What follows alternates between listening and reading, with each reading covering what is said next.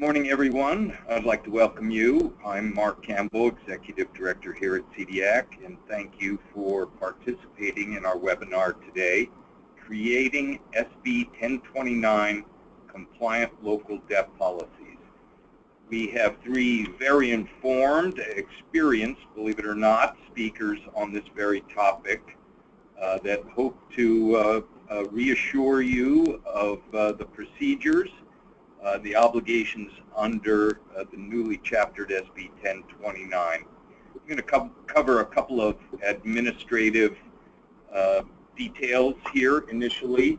Your cover screen provides information about technical issues and the presentation slides should you want to access them. Captioning service is available, and I'll note at the very beginning our upcoming CDIAC seminar, Developing and Administering Internal Controls for Bond Accountability on May 5th. Then secondly, I want to mention if you have questions during the course of the program, you can submit them on the GoToWebinar control panel. Send comments and questions in the box marked Questions near the bottom of the control panel. It may take us a bit of time to read those and key our speakers to respond to those, but we will try and handle them both on an flow basis and certainly if we have time at the end of the program. If you need a certificate of attendance, you must be registered and logged into the webinar under your own name. Certificate will be emailed to participants within a week. All right, so let's begin the main set of the program. SB 1029, chaptered as Chapter 307, Statutes 2016, represents a significant advancement in California public finance.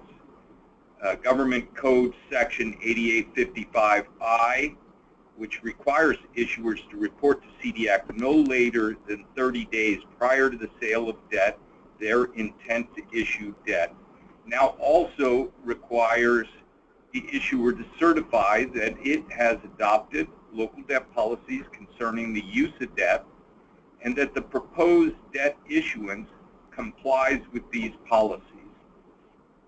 In 2014, CDIAC published a study reviewing the practices of debt issuers in the state of California with regard to debt policies.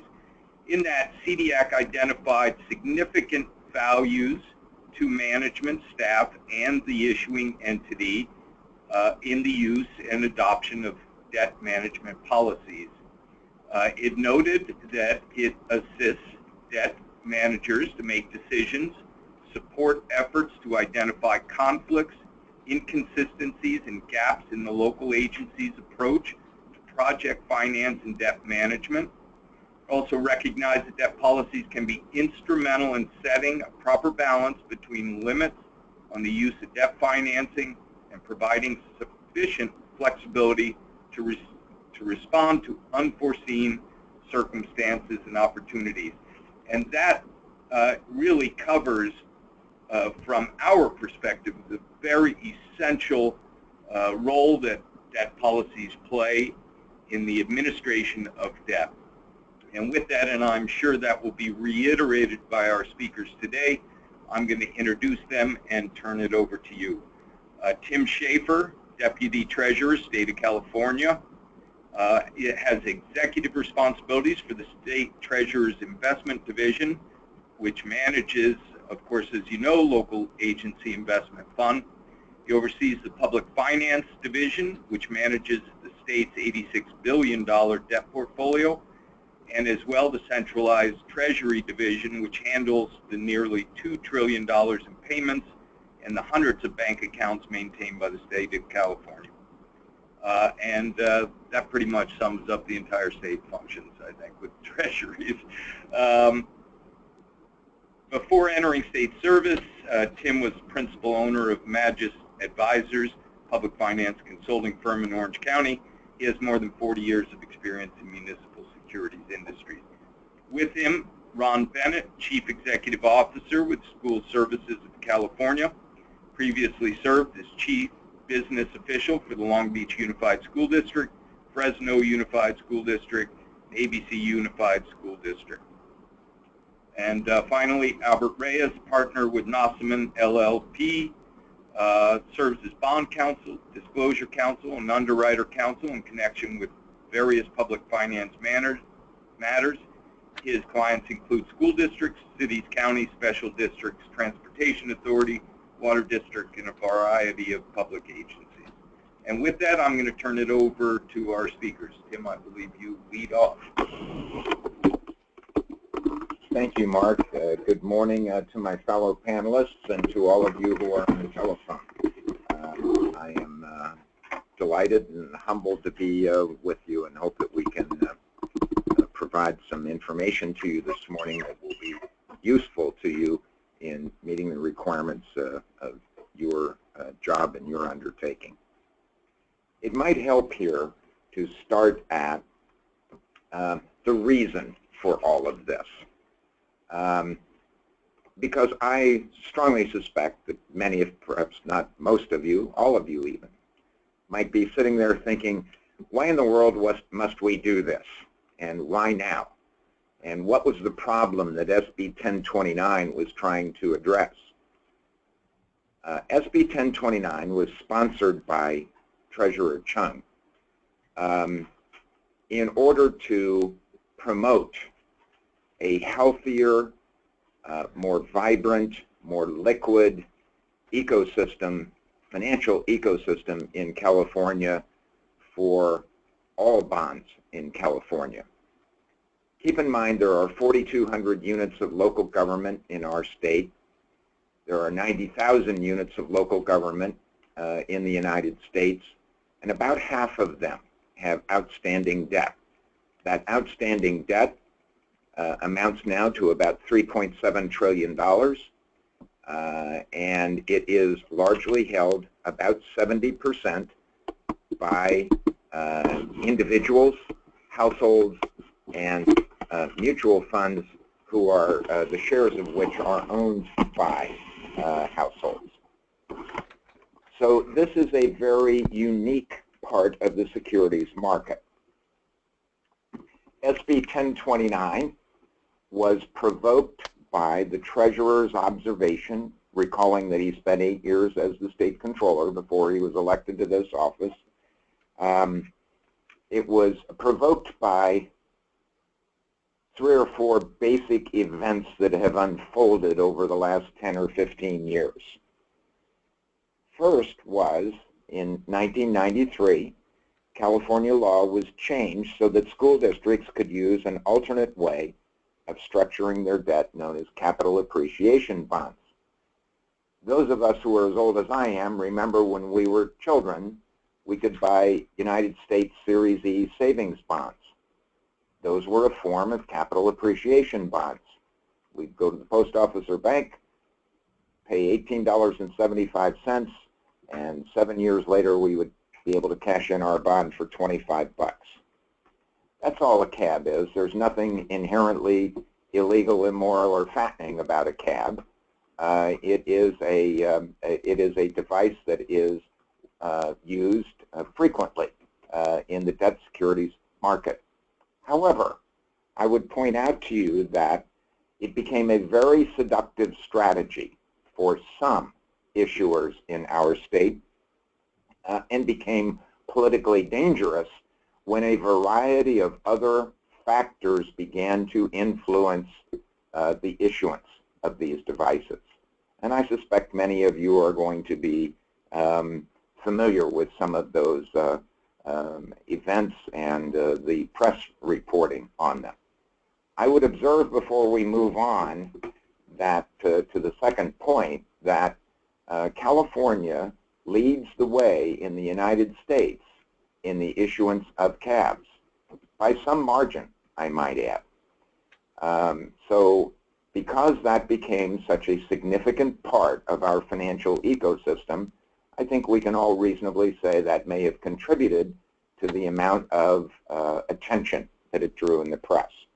That attention, the tip of that spear of that attention was in 2011, a school district in San Diego County issued capital appreciation bonds realizing $105 million in net proceeds, and it would require the repayment of close to $1 billion in debt over time because of the compounding feature of the capital appreciation bonds. That became a very notorious case, and I think many of you will remember that it provoked the previous treasurer, Treasurer Bill Lockyer, to call for a change in state law to produce a limitation on the multiple of proceeds that could be dedicated to repay cabs that I believe, if I'm remembering correctly, was embodied in law as SB 182 from Senator Ben Waso, if I recall correctly. In a second case, a community college district authorized and sold, its voters authorized and sold, billions of dollars in debt to refurbish multiple campuses. This was a very large community college district. The bonds were authorized and sold. The proceeds were spent on projects, and it was later learned that some of the projects were either faulty or had not met the voters' expectations, and as a result, the trustees of this district, the administrative staff of the district, the taxpayers, and the community at large descended into kind of an unproductive and protracted controversy over the way that the community college had used those bond proceeds. We're not passing judgment on whether or not either of these two transactions that I'm describing were good or bad. That is not our responsibility. That's the responsibility of the communities who authorized that debt to do. So we don't mean to insinuate ourselves in that process. We're trying to produce some venue, if you will, which I will get to in a moment. Finally, the third point, Mark mentioned this in his opening commentary.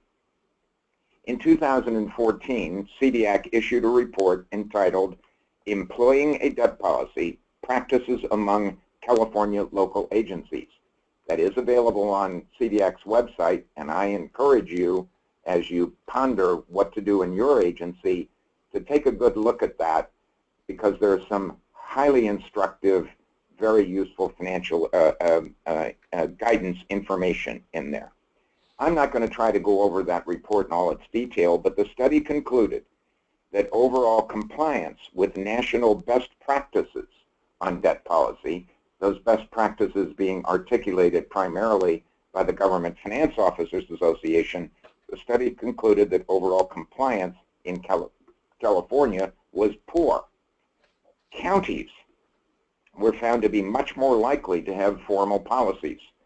School districts, among the three categories that were surveyed, were found to be the least likely to incorporate in their policies at least half of the elements recommended by the GFOA, and only 4% exhibiting all of the recommended elements. So there's the ecosystem that existed when SB 1029 came along. So let's talk about the view for why debt management policies matter.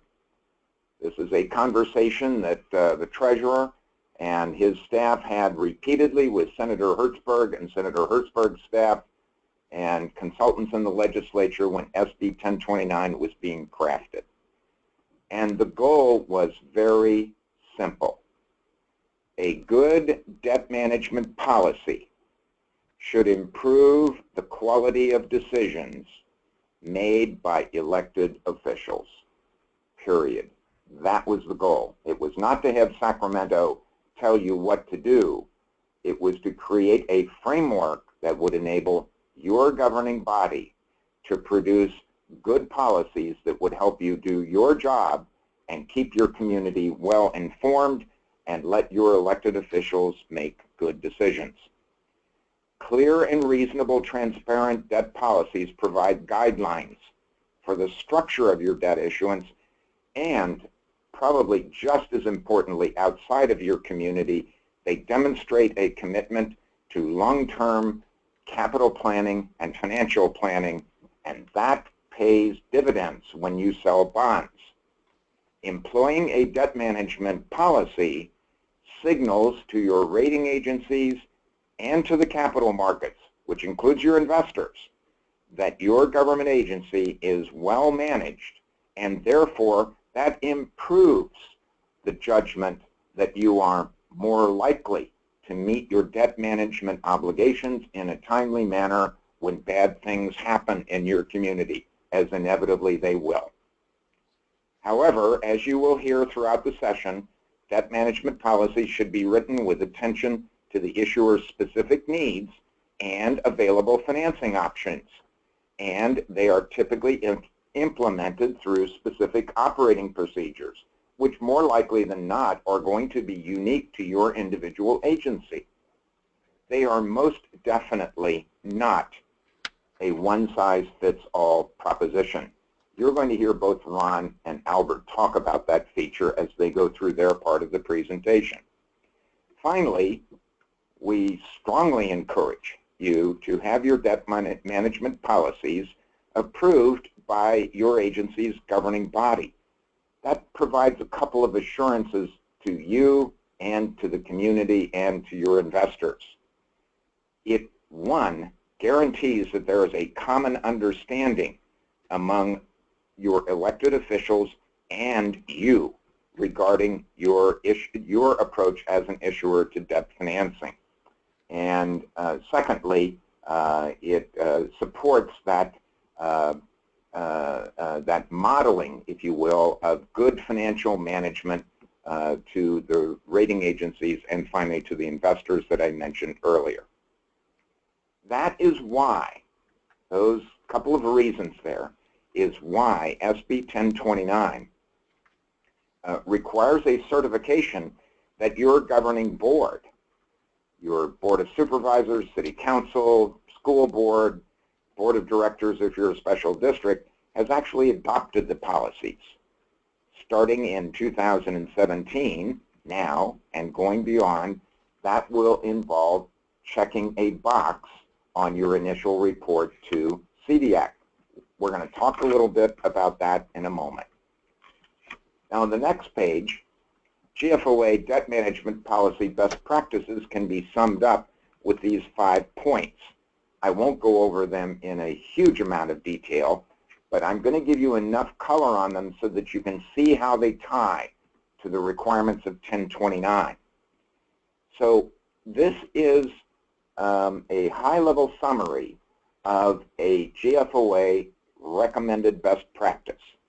It involves these 5 features: debt limits, debt structuring, debt issuance, debt management, and use of derivative products. We're not going to cover that last one today.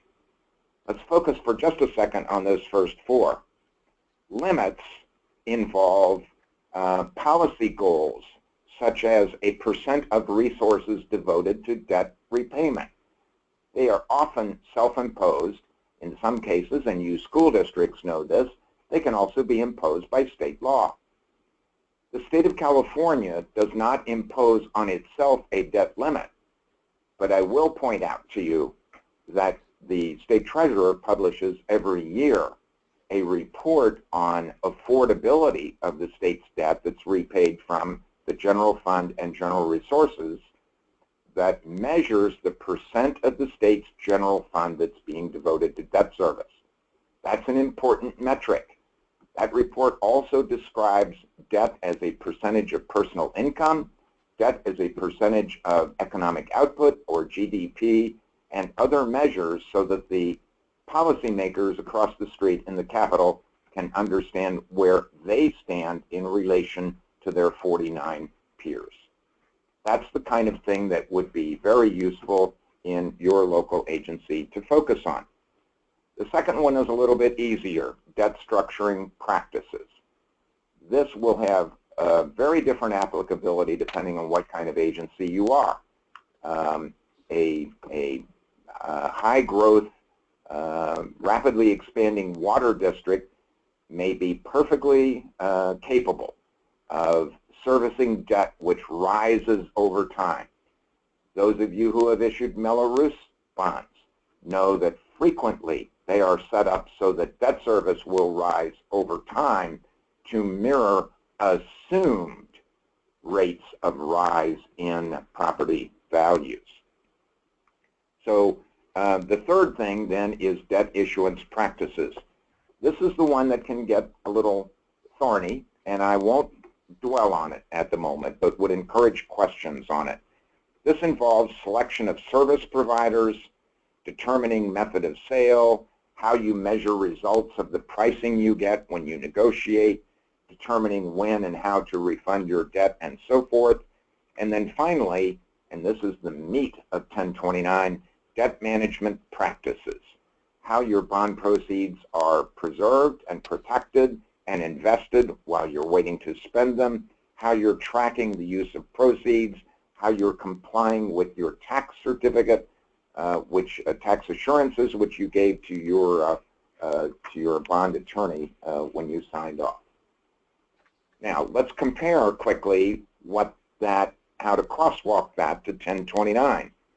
1029 talks about these 5 elements, and I'll just hit the high spots. The purpose for debt and the use can be tied back to GFOA's limits and structuring components.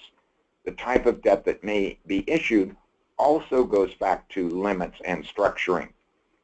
The relationship of debt and integration with the issuer's capital improvement program or budget incorporates all of those elements, but is deliberately a little bit vague because a school district will approach its capital improvement program in perhaps wildly different ways than a water district will. So that's why that one has provoked a little bit of consternation, and we'll be glad to take comments on that later in the webinar. Policy goals related to the issuer's planning goals and objectives in number 4 is designed to make sure that in those 5 elements in the GFOA recommended best practice that the issuer at least consider touching on the idea of sustainability, risk management, liquidity, debt burdens, and that sort of thing. And then number 5, the internal control procedures, I think you can see that that's very obvious. It ties back to to debt management and the need for internal controls. I might add before we go on that this last point here is not just about what your trustees do. You school districts need to communicate pretty clearly with your county treasurers, because your county treasurers will have an eagle eye on this particular item here, understandably so. Your trustees, depending on what kind of an agency you are, may have a very passive approach to this, and that's why we encourage you to incorporate some discussion of this element into your debt policies. So the push for the debt policies, before we hear from the really smart people that are going to talk after me, can be summed up on this page here. There is a wealth of debt policy guidance available from the GFOA. Most of you know, because if you've issued debt since 1994, you've had to sign a continuing disclosure agreement, which incorporates rules promulgated by the Securities and Exchange Commission to make ongoing financial information available to your investors. After the financial crisis of 2008, rating agencies went through an overhaul in terms of what they may or may not do. They may not coach you the way they once could. So as a result, debt policies now have to be a bit more of a blunt object to the rating agencies, because they can't say, they can no longer say, you know, if you just touched up this particular part of your policy, we might be able to give you a better rating. That can't happen anymore. So it's good to be assertive in your debt policies. The GFOA has done most of the heavy lifting on this. And unfortunately, as we've mentioned, too few public agencies in California have adopted such policies. That brings you to CDIAC down there in the lower right-hand corner. And that brings us to today, a discussion about the genesis of SB 1029, the implementation of its requirements, but most of all, the opportunity to discuss with you and your colleagues the very real and multiple benefits that your agency might receive from using this very powerful tool. It's also important, before I turn this over, to remind everybody that developing and implementing a debt policy is not an event. It's a process. As you experiment and discover what the discussion and the debate in your elected officials and in your community means to your community and its service mission, we strongly encourage you to go back and revisit those policies. Consider making an annual ratification of them with your governing board, perhaps as part of your capital improvement budget process, so that your board members, your city council members, your supervisors are focused on the fact that these things do interact with the long-term financial decisions that they are going to make. In California, of course, K through 14 education is the largest issuer of general obligation bonds. And this is also where you find a great deal of Mello-Roos financing. General obligation bonds seem straightforward and simple until you back yourself into the meat slicer like that school district did down in San Diego County. Mello-Roos bonds, I think we've all discovered since the late 80s, can be a very powerful tool, very useful in providing facilities in your agency, but they also need maintenance. So they need to be part of your annual look as well. So I would encourage you to look at the publications that I've already mentioned. That's the survey of debt policies. Consider also looking at issuance trends, so that when you speak to your governing body, CDIAC has already compiled for you and updates it annually, an overview of local government general obligation bond issuance trends. So you can demonstrate to your governing board how they and your agency fit into this. Okay.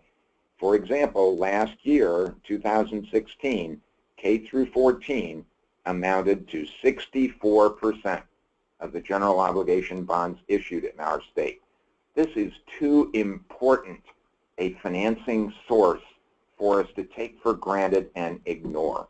And that's what we're hopeful we can get you to walk away from this webinar to do. And with all of that, I'll now let the experts talk to you and turn this over to Ron Bennett. Ron? Well, good morning, everyone, and thank you, Tim. I thought that was an outstanding introduction to the topic we have at hand this morning. I am honored to be part of this program. Both Treasurer Lockyer and Treasurer Chung have made this a big focus, that California debt is a large number that lasts for a long time, and it's got to be done right. And as you point out, school agencies are among the heaviest debt issuers, and therefore would benefit the most from policies that enhance the value of that debt to the community that the school district or community college serves. If we go back a couple of elections, 2012, $12 billion worth of school bonds approved. 2014, another $11 billion, and then for the current election, the biggest number we've ever had. So the school districts are going to be issuing large numbers of bonds. Most of these bonds are issued in multiples, and so in order to do your policy, You don't want to do it right on the eve of when you need a policy. Those policies are affected by situational judgments that generally turn out to be bad. Most districts and community colleges are going to have a procedure for the adoption of new policies where they come out, the public has an opportunity, the boards have an opportunity to have first, second, or even third readings, get the public's input, their comment, and then the policy itself is adopted by the agency. It's meant to have a long life. Then the implementing regulations from the agency explain in greater detail how that policy will be implemented. So we think of the policy being strictly the domain of the board, the governing board, and the implementing regulations being more an administrative function for the superintendent and the staff. So if we can move to the next slide. That I talked about the November 16 election having the largest number of, not only the largest number of bonds, but the largest dollar value and the highest pass rate. So typically we get a pass rate of below 60% on regular general obligation bonds that require a 2/3 majority. On the Prop 39 bonds that require a 55% majority, we get 72, 74, sometimes in 2012 it was 80%, but this 90% pass rate is unprecedented. Most of these issuances are going to have multiple issuances. They'll issue what they can spend over a particular period of time and then do another issuance, and there are a lot of good reasons for that that should be covered in the policy, by the way. We at School Services, I just want to do a little disclaimer, we do not have any role in the issuance of long-term debt. It's not a skill that we have. We're not licensed to do it. Our interest is on the other side. Good governance for school districts lead to good, strong relationships with communities, and over time, we depend on the community to support our district, and they expect us to make public, the public expects us to make prudent use of our resources. So I had described the relationship between a school district or community college and the public it serves as like a marriage without the possibility of divorce. The agency is going to be there, the public is going to be there, and they're going to have long memories.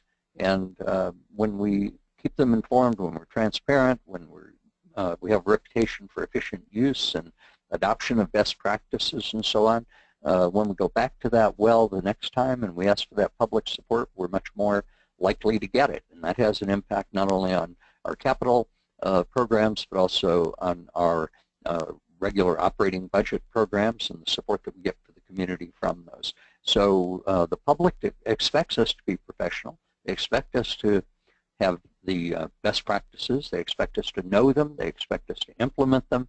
They expect us to do it in a public environment. We conduct the public's business in a public forum, and the use of these policies will allow us to do that. So if we can go to the next slide. So school districts are likely to continue to have the largest number of bond issuances for all the reasons that Tim gave and that I gave. And over the next few years, there will be, I hope everybody kind of picked up on that comment that Tim made, there will be some bad stuff. Bad stuff happens to good people with good intentions with some degree of regularity. And when we have that next bout with bad stuff, and the governor, is being very cautious right now, and so perhaps we should be cautious. We want to be able to say that we were prepared for it, that we thought it through during peacetime before we got to the battlefront and had to exercise it, that we knew what we were doing, that we took the time to do that our policies are not a knee-jerk reaction to a single situation and situational judgments around that situation. We think that all school agencies should implement the program with fidelity. We think that while there are ways to skirt the edges and appear to comply, this isn't an area to do that. If you wouldn't stand up in a board meeting and say, this is our policy, it represents best practices, and we're proud of it, then maybe you shouldn't in the back room say, well, let's do something a little bit different than that. So most districts, we suspect, do not have policies. Our experience has been they do not. And if they do, they address only one or two of the measures that we would like to see in those policies. I think Tim outlined an excellent foundation and framework for why we need to do this job well. There were about 200 school districts that issued capital appreciation bonds. Some of them stayed below the radar, but many of them, this was a significant emotional event that led to career changes for district personnel and board members, and provided a negative forum for the public to address its education agencies. We don't think that's the way that we should operate. We think that this is an opportunity for us to adopt those best practices, make them work in our district, and be proud that we're leading in this area, not following or being dragged along. So let me stop there. If there are questions later, I'd be happy to participate.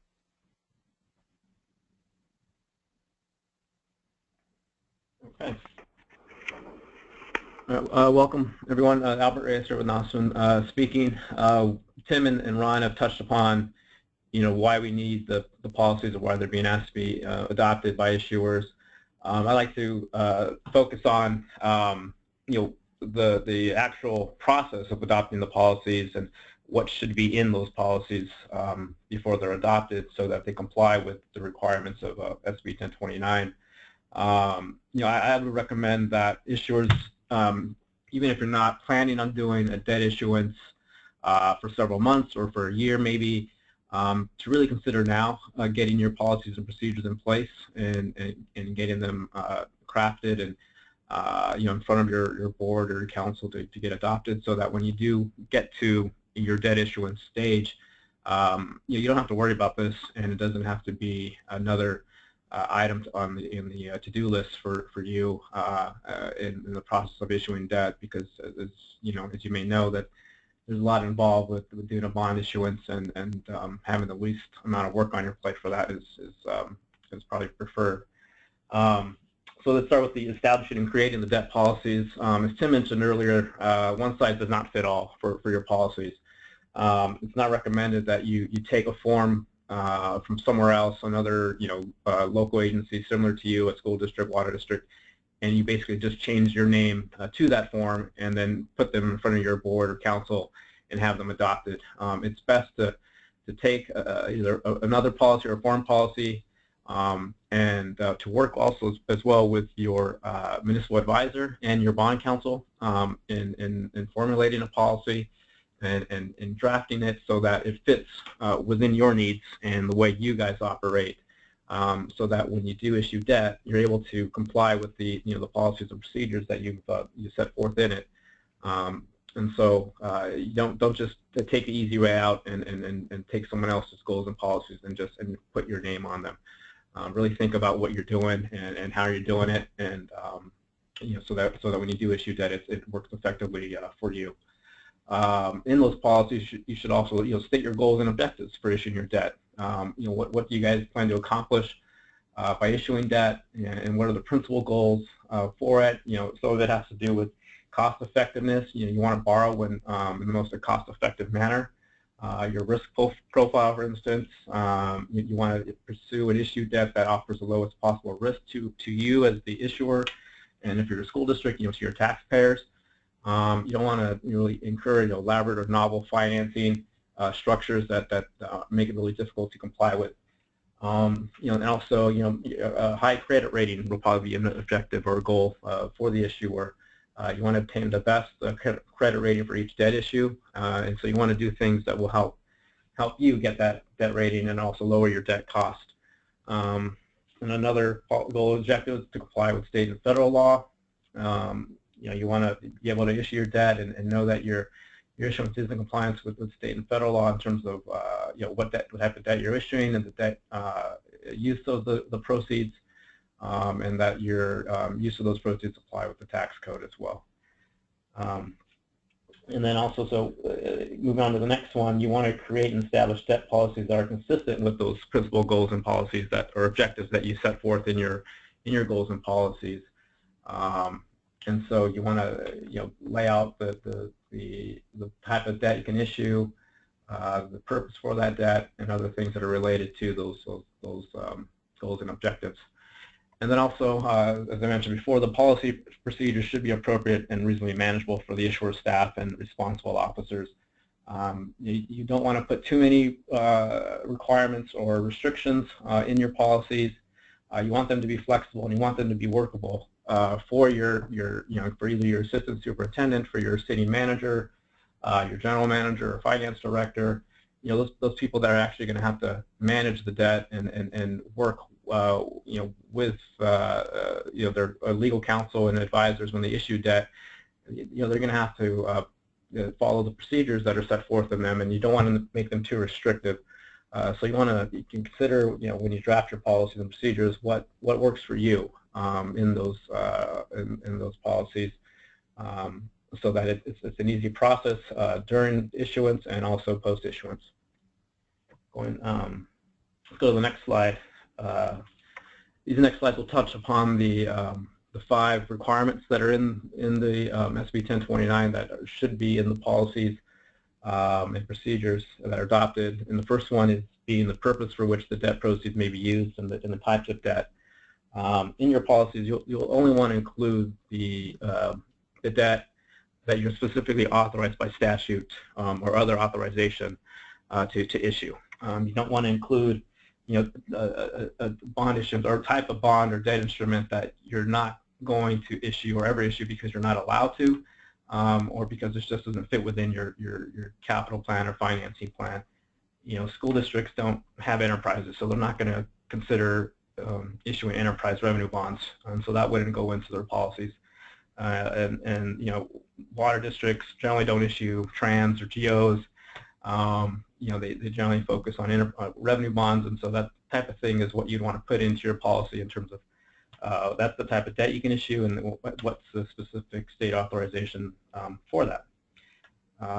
And that also touches upon the next point as well, describing the debt in your policy and specifically referencing the statute, the code reference that says you're authorized to issue this type of debt and in what ways. And also the purposes for which the debt proceeds may be used should also be described in your goals and policies. Now, Tim, on that, do you recommend it being very descriptive, or just kind of setting forth the types of debt they issue, just a sentence or two with respect to GO bonds or revenue bonds or things of that nature?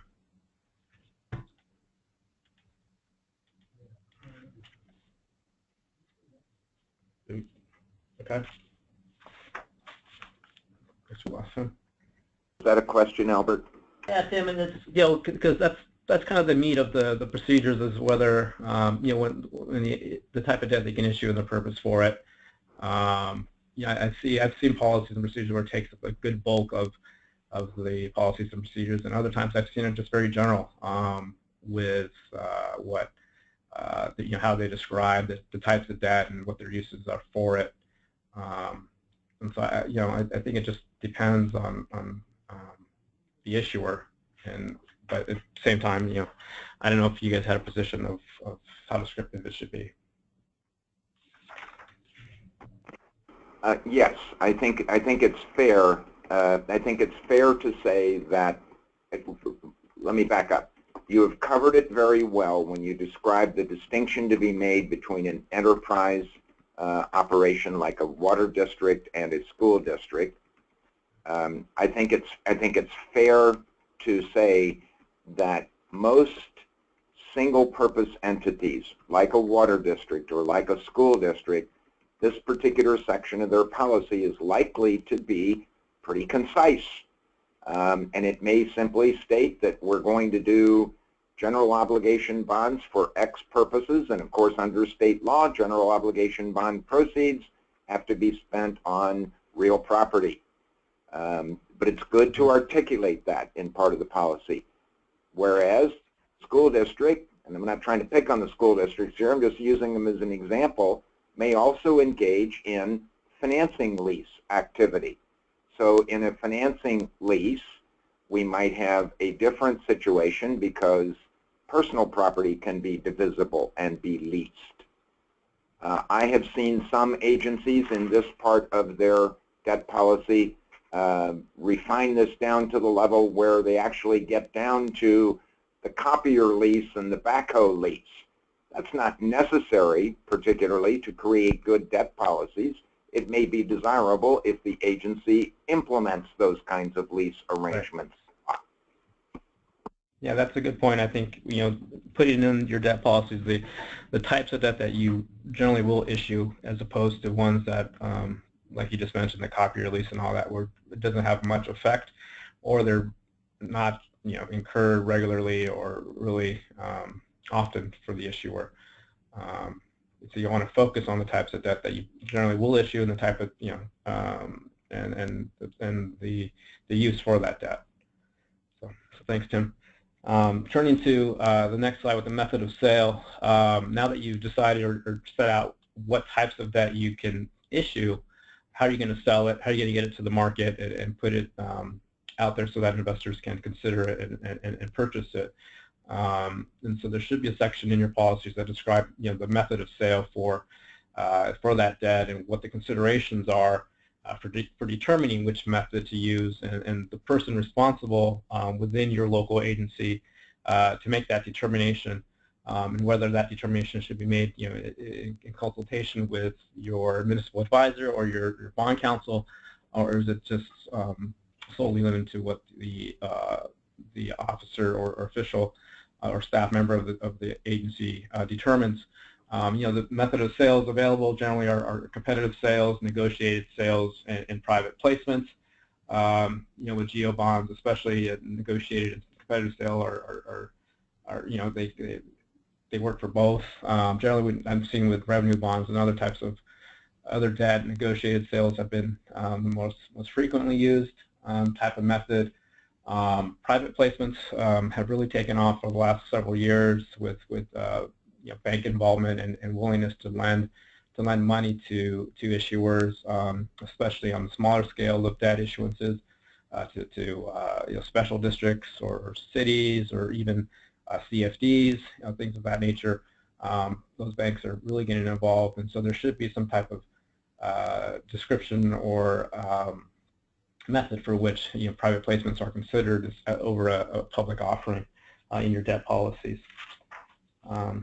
Turning next to the next slide with the factors in structuring each debt issuance, there should be a section in your policies as well that addresses how's the structure of the debt going to be.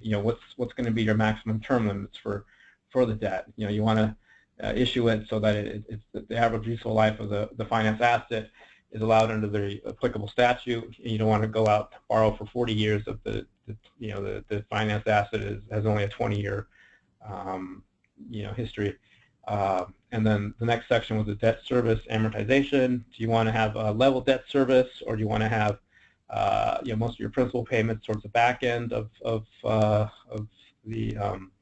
maturity, or the front end? And that's a really consideration that you should put into your policies, and have a goal probably of issuing level basis debt service, so that you don't have to worry about upfronting costs or worry about having a big balloon payment towards the end of the debt life.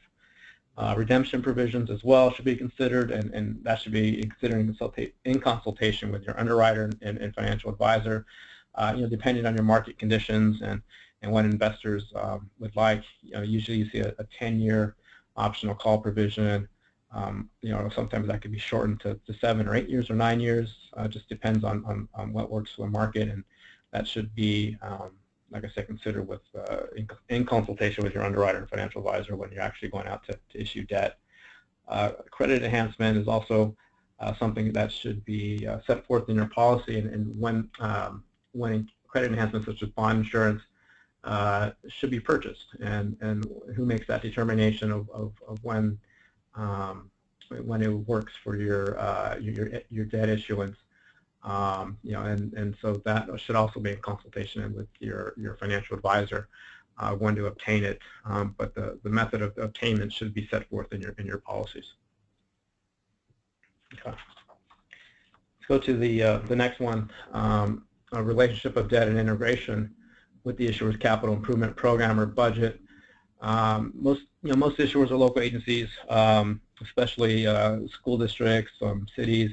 They have a capital facilities plan or capital improvement program or plan, and you have a need for certain facilities or assets to be built in a certain period of time, and you got to figure out how are you going to finance those assets and what way are you going to do it, and what's the timing of them as well.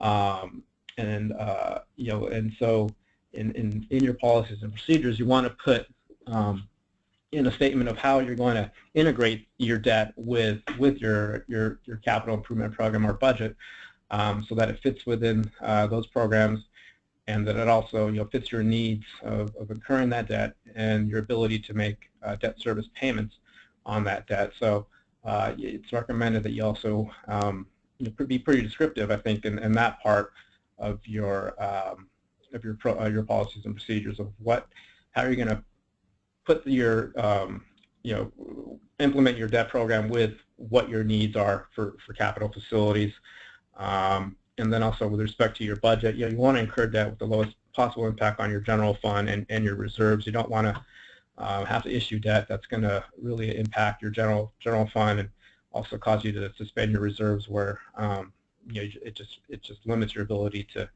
provide other services or to your constituents. So a statement in there should be, and the policy should be made on that relationship of your debt and your capital improvement program. The next requirement is the policy goals related to the issuer's planning goals and objectives.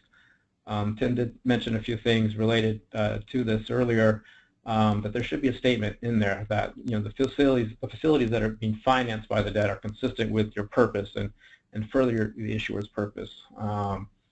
For example, I have here with the school districts, you would only want to be able to finance facilities consistent with the school district's educational mission, and that these facilities further that mission.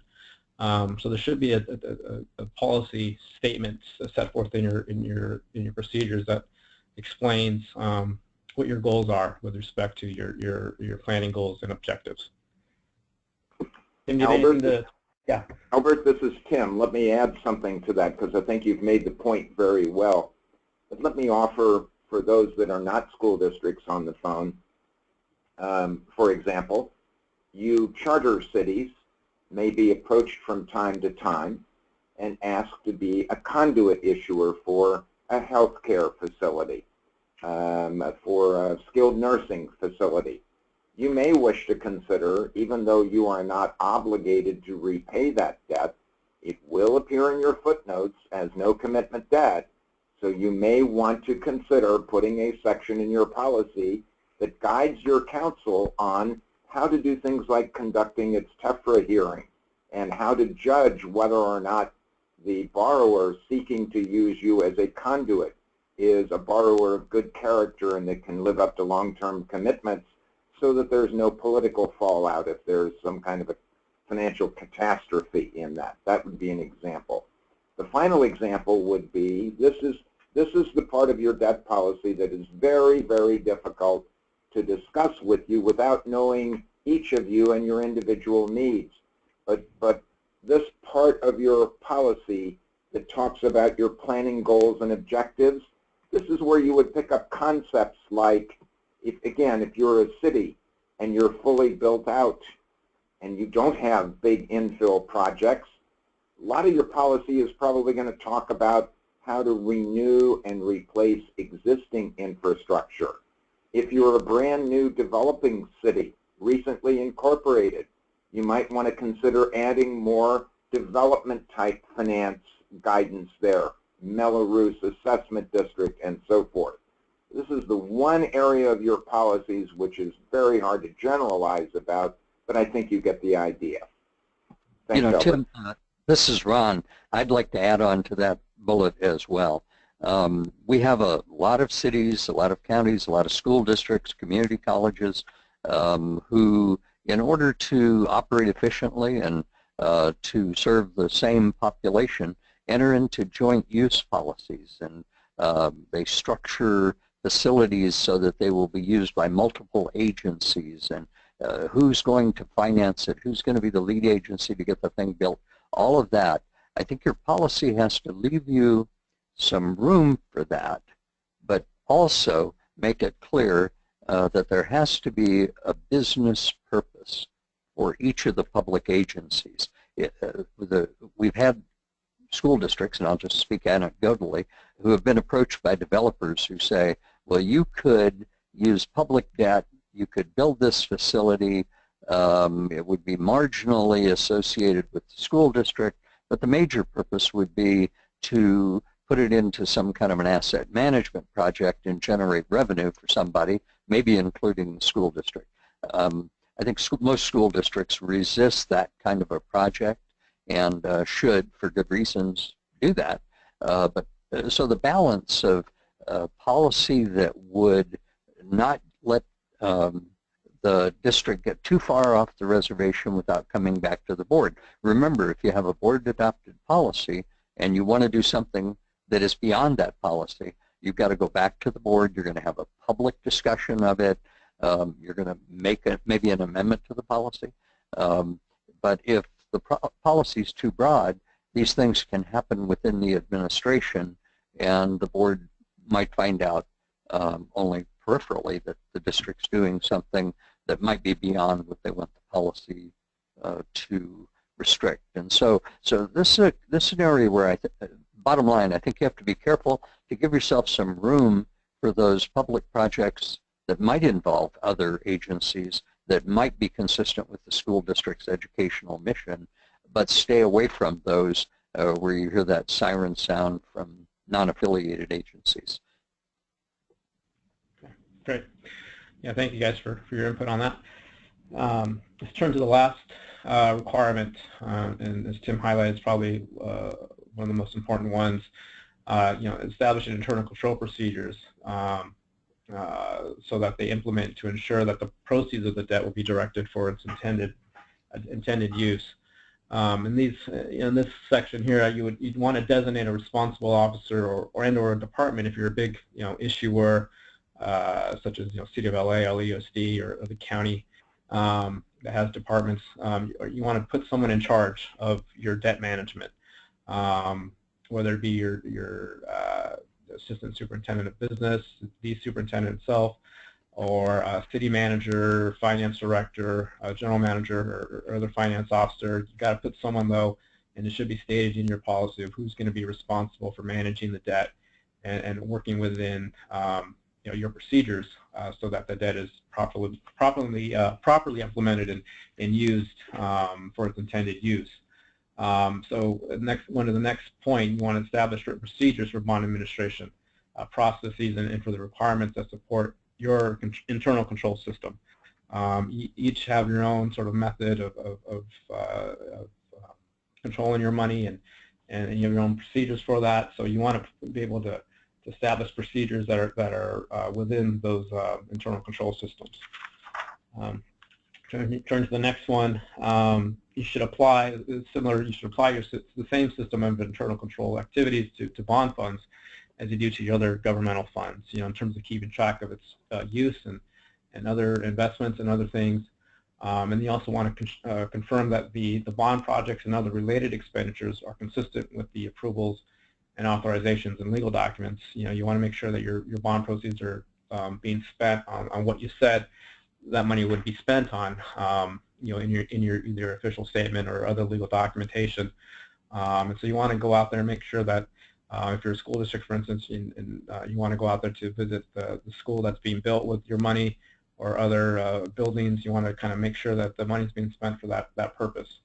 And also, you should monitor the funds and accounts of the trustee or county treasurer, if that's the appropriate party, to make sure that the money that is in there should be in there, and the amount is true, and that the expenditure of that money is being done properly. And so you want to get statements and records from your trustee for a history of those expenditures and be able to keep track of where that money went. And then also you want to be able to have procedures that confirm compliance with the tax certificate covenants for that debt, as most issuers sign at the issuance of bonds in conjunction with the tax certificate. There's policies and procedures that are set forth in the tax certificate with respect to how that money is going to be spent, so that you don't risk the tax-exempt nature of the debt to become taxable. So you want to confirm that you're complying with those covenants, and that you want to have procedures in place as well that allow and describe how you would stay in compliance with those covenants. Such as the arbitrage rebates, monitoring and filing. You want to be able to keep up with what your payments need to be for that, for any arbitrage, for instance. And so you want to put some descriptions in your policies regarding that compliance. And then, one last thing I think what Tim mentioned earlier was to reconsider your policies annually, or at least every 2 years at the worst, to make sure that these policies are working for you, and that you guys can live with them, and that if you're not, if there's some things in there that just don't work, make changes to them and keep them flexible and keep them up to date with how you guys are functioning as a local agency. So you should review annually these policies, or at least twice a year, once every 2 years, so that you're keeping them current and keeping them up to date, and then so that they're workable for you. Okay. Thank you, Albert. It's Tim again. Let's talk about the certification here. Before we do, if I can ask everybody to humor me, I don't mean to be irreverent, but I want to share a story. Many, many years ago in my career, when I did project financing, I worked with a startup airline that those of you who are my age may remember, called People Express. Gone now. But People Express was buying 5 L-1011 TriStar airplanes from Lockheed, just as Lockheed was going out of the passenger airplane business. And in a due diligence session with the president of the startup airline, he made this statement to us. I was working for the firm that underwrote the debt. He said, dirty tray tables imply faulty engine maintenance to the passenger. Of course, what he meant was, if the passenger gets on the plane, pulls down the tray table and sees that it's sloppy and dirty, the passenger ultimately begins to worry, are they taking care of the engines the same way they're taking care of the tray tables? I'm offering that as a moment of levity in this discussion because you've all been very patient to listen to this so far. But this last point that Albert made is near and dear to your bond lawyer. It's near and dear to your accountant, your auditor. It's near and dear to the Internal Revenue Service if they come calling. And if I can make you all smile by just thinking that dirty tray tables may imply faulty engine maintenance, then you'll discover how important it is in your policy level discussion to follow through on making sure those requisitions are picture perfect and every I dotted and every T crossed. I might add, my instinct is that it will make your county treasurers, if your school districts, very happy also. So let's talk about certification. Now, so far everybody's been kind and they haven't said, gee, here's this fellow from Sacramento telling us what he thinks we should do. Certification on SB 1029 requires that you certify that you've crafted the 5 elements into your agency's policy and you respond yes, no, or not applicable. What happens if no is checked? Well, I can tell you that if no is checked, there is no CDIAC police force. Nobody will show up at City Hall or at the school board meeting with a badge and say, gee whiz, you're bad actors because you didn't do this. I'm not encouraging you to not be in compliance. Rather, what I'm encouraging you to do is to recognize that if you embrace the concept of this over long periods of time and work hard to incorporate this into your budgeting practices, your capital improvement planning practices, and integrate, that's the word you've heard Albert talk about and Ron talk about, well, by golly, you might check no on your debt policies if you issue debt in 2017. That's not going to be a terminal event. However, you should presume that the author of SB 1029 and CDIAC will come around and periodically review their own data to say, has this requirement in state law improved the ecosystem for borrowing by California's local governments? Because that's the purpose of it. So we sure don't want to be in a position where 2, 3, 4 years from now we're still checking no on the box, because while there won't be a wall of shame, I think you can safely presume that CDIAC will come back as the author has requested and periodically determine how we're doing. To that end, I will tell you that as we speak, the State of California Treasurer's Office is on the verge, should happen momentarily, of having California Treasurer John Chung adopt debt policies for that part of the debt process in the state of California which we control.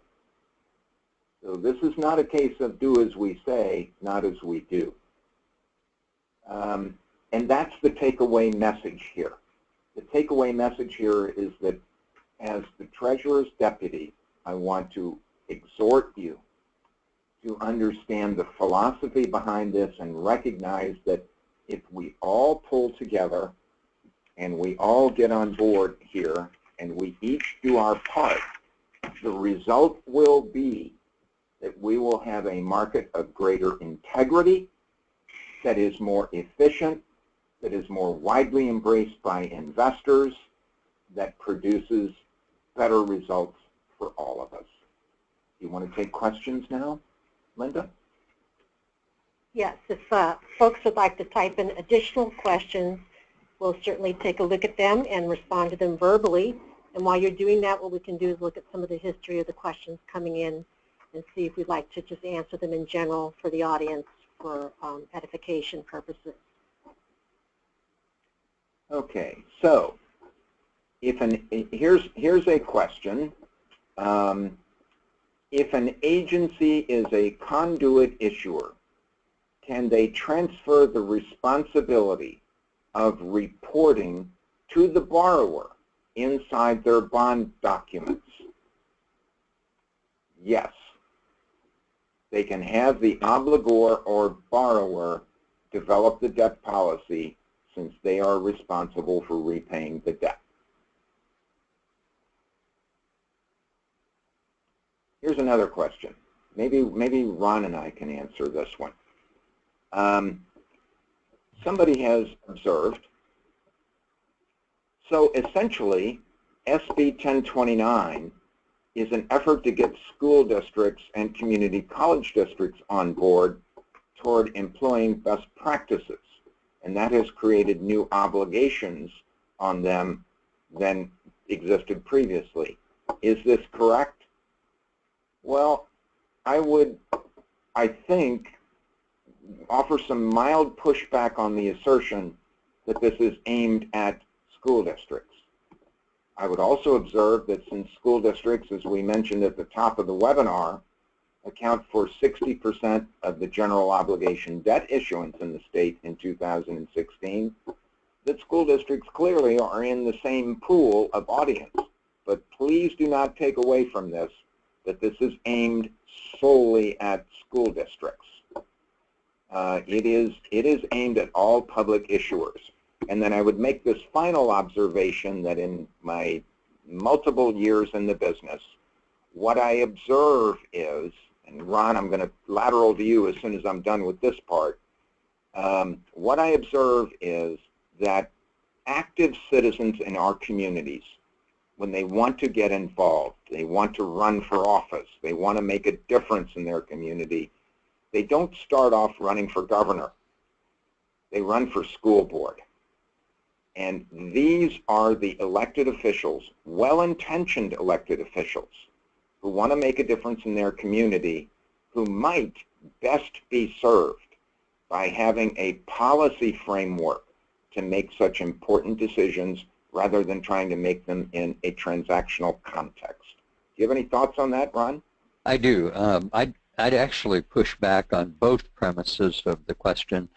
First, I don't think that this policy question targets school districts. I think that you can find less publicized situations in other public agencies that show that, you know, we really have a responsibility that hasn't generally been formalized and acknowledged, and some agencies have handled it really well. Some have not. It's been inconsistent. It isn't formalized in a policy where the public can see transparently what's happening. So I don't think it's targeted at school districts in particular. The GFOA basically is involved in best practices for all government agencies. And then second, I think that the premise that it imposes an additional duty, I think, is also wrong. I think that the public agencies, including school districts and community colleges, have always had the duty to operate efficiently, to be prudent with public funds, to be transparent with those funds, and this process simply formalizes that. But you know, we've always had the obligation to drive carefully. Putting up a speed limit sign just kind of formalizes, well, that's part of driving carefully. And in this circumstance, we've already made our decision with what a safe speed is, and so we'll put up a sign that tells everybody that, and everyone will be informed. And I think this policy is very, very much like that process. Thank you, Ron. Albert, maybe you can help us with this question. Okay. In reading over the bill, it looks like this is only applicable to agencies that report a sale after January 21st, 2017. If our agency issued bonds prior to this date, do we still need to comply with this new law on the annual reporting and establishing the policy, even though we may not issue any more debt for another 10 to 15 years? Well, going to the first part with complying with the reporting and also with the debt policies, you don't need to retroactively go back and refile a debt issuance report with the CDIAC to recheck that box if you or not check it if you didn't adopt policy. So no, there's nothing for you to do on that part, and there's no annual reporting requirement because your debt was issued prior to the effectiveness of the requirement that was for SB 1029. But it still is recommended because you do have debt outstanding. You need to manage that debt. So it's recommended that you do adopt policies and procedures, and begin that process soon, because you got to put into place procedures as I mentioned, the last requirement that touch upon how you're going to manage those proceeds and the use of those proceeds and how they're spent, and keeping track of your tax covenants and requirements. So I would recommend still adopting policies and procedures now, even if you don't plan to do another debt issuance, for 10 years. Could I tag on to that? This is Ron. A lot of times we make an issuance and we don't intend to do another issuance for 10 years, but we have an opportunity to refund bonds or repurpose them or replace them with some other instrument. And so having the policy developed as I said, before the battle, before, so you are doing it while you're not trying to issue something the next week, I think really facilitates having flexibility and options in case your 10-year expectation does not come to pass. Thank you. Thank you, Ron and Albert. I have two questions here, one of which is a statement which I think is important for this group to focus on. And it comes from an unnamed person in the ecosystem, but somebody who I respect a lot is offering this comment to me. And she is saying that both FICMAT and CSBA have published sample policies. And even though they are quite different from one another, agencies who have not yet adopted a policy might want to review them both in order to gain some understanding or ideas on how to proceed.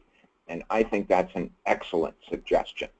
That isn't to endorse the idea of doing global search and replace, but certainly understanding how others have attacked the problem would inform anybody and is highly recommended.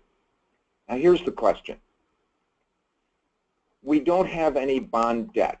However, we are applying to borrow money from the state revolving fund.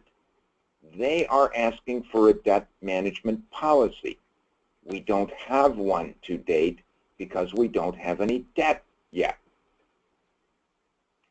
So let's ask our fellow panelists how they would respond to that. Who wants to start? Albert, you have a thought on that? Yeah, I mean, well, the requirement for the SB 1029, debt policies is also in connection with, when you file your report of proposed debt issuance, that you have the ability to make that certification to saying that you have adopted policies.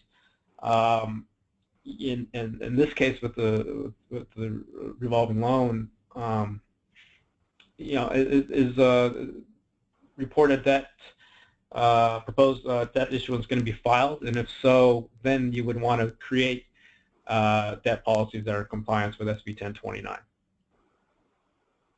So this is Rob. I had a little bit of anxiety with the question because it kind of implied that the agency has not made adequate preparations for the issue until they are asked for this policy, and it sounded kind of like it was near the end. And that's not the way it generally works. I'd like the agency to have time to think about the repayment source. It might require an election or something like that to get that done.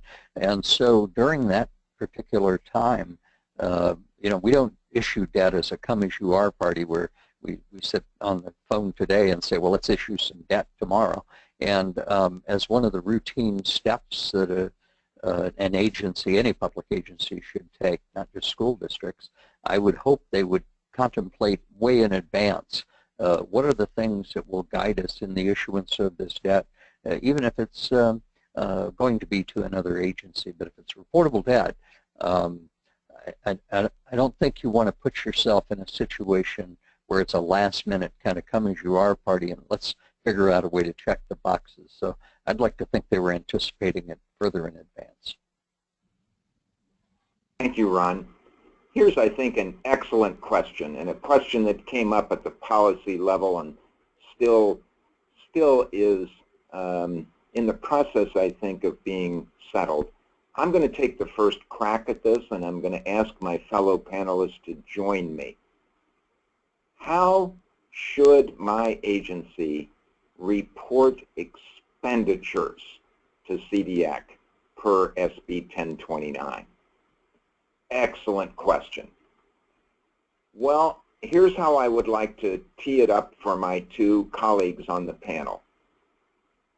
Remember that in a very large issuing agency, such as the state of California, we may have, and in fact have had, bond sales where we have literally 5,000 individual projects being financed with one bond issue. And those projects can range from tens of thousands of dollars for renovation of restrooms at a state park up to millions of dollars, if not hundreds of millions of dollars, for other types of major facilities. So that question is going to get answered very differently at the state level than it would at the local government level. That's my first point. The second point is, remember that when you sell debt, your bond attorney, and I'll let Albert speak to this in a moment, your bond attorney will probably file on your behalf or ask you to sign so that he can file on your behalf a Form 8038, which is a tax return and is required by the attorney and the Internal Revenue Service when you sell bonds, that has some very basic buckets of purposes for which your bonds have been sold. That may be perfectly adequate in your agency.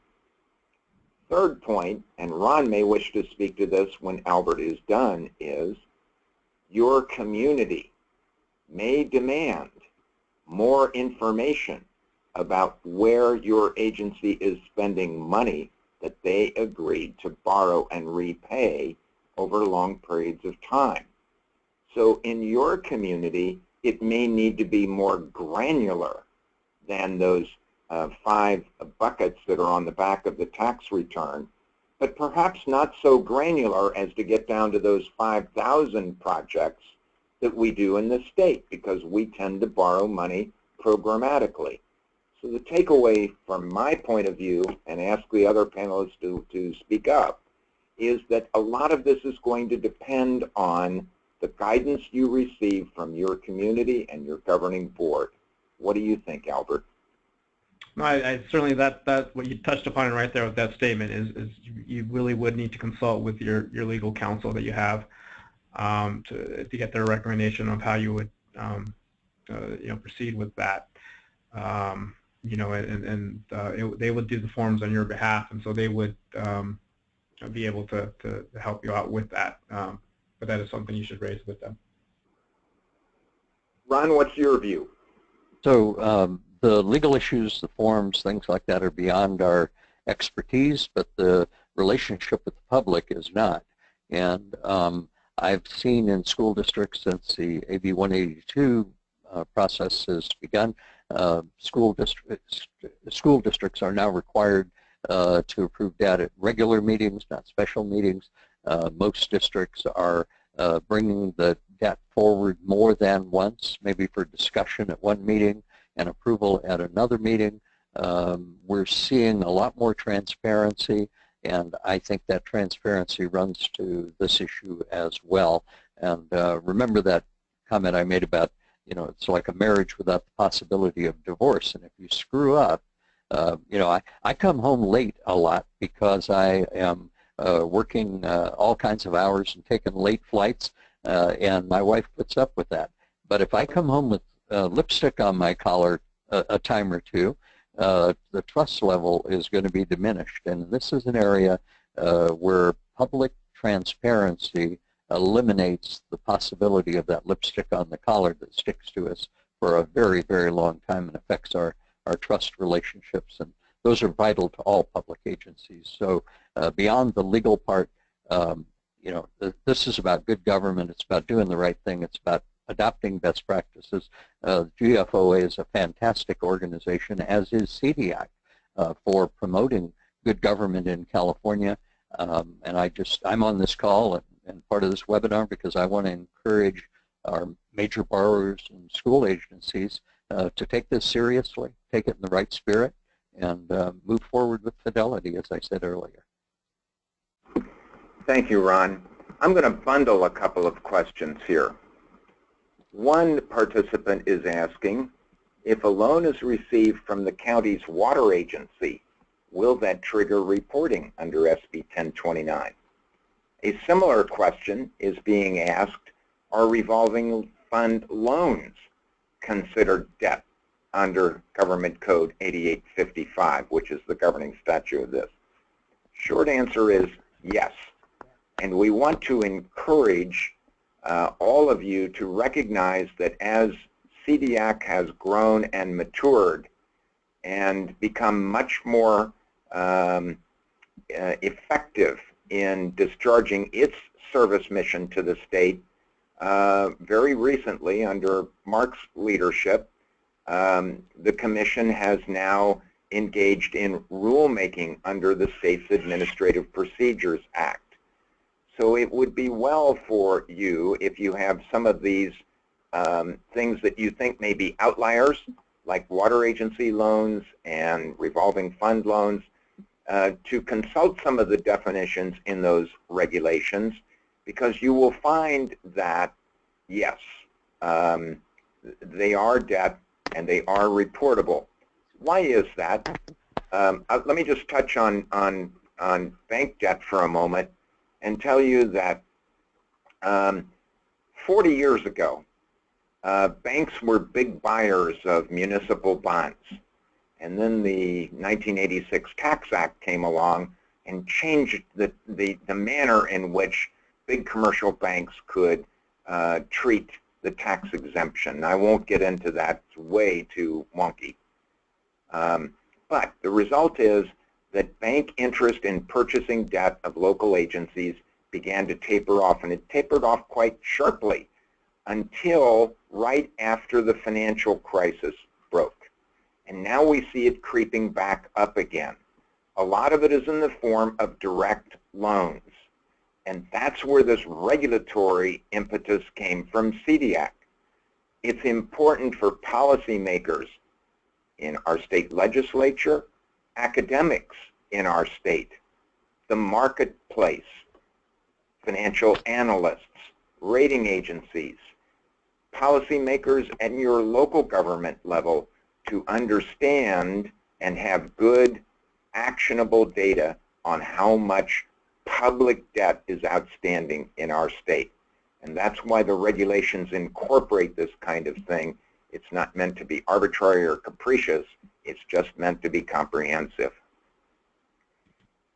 Here's the another question, and should probably make this my last, Linda, because it's 11:30. Are operating leases included? Short answer is, if it's really an operating lease, and I'm going to leave it to you CPAs who are on the phone because I know you're out there, there are elements of a lease that make it become characterized as a financing lease, which is different from an operating lease. When I wander down to my automobile dealer and buy a car and I lease it, that is a financing lease, because if I don't pay, I'm still obligated to pay the full amount of the lease. I can't just simply walk away from the car. That's a financing lease. An operating lease, in my simplistic way of expressing it to you, would be like leasing an apartment. When I get to the end of my lease on my apartment, I have no right, and there is no expectation that the landlord is going to sell it to me. So if you really do have an operating lease, no, that would not be reportable under 8855. So Linda, Mark, thank you for hosting this. Thank you to Albert. Thank you to Ron for your wisdom and your advice. And Linda, I'll hand it back to you for a sign-off. Well, thank you again, everyone, for participating and allowing us to go over to answer last-minute questions. The presentation slides are posted on the CDIAC Education webpage, along with the reference materials that were mentioned during the presentation. Join us if you can on May 5th for a seminar that is tangent to this topic, where we talk about internal controls through bond accountability. Again, I'd like to thank Ron Bennett from School Services of California and Albert Reyes from Nossaman, who is also counsel with the California Special Districts Association, and our Deputy Treasurer, Tim Schaefer. So for everyone, we look forward to your continued participation with CDIAC education programs. And Part 2, which is the reporting of SB 1029, will follow this fall in a webinar format. Goodbye for now. Take care.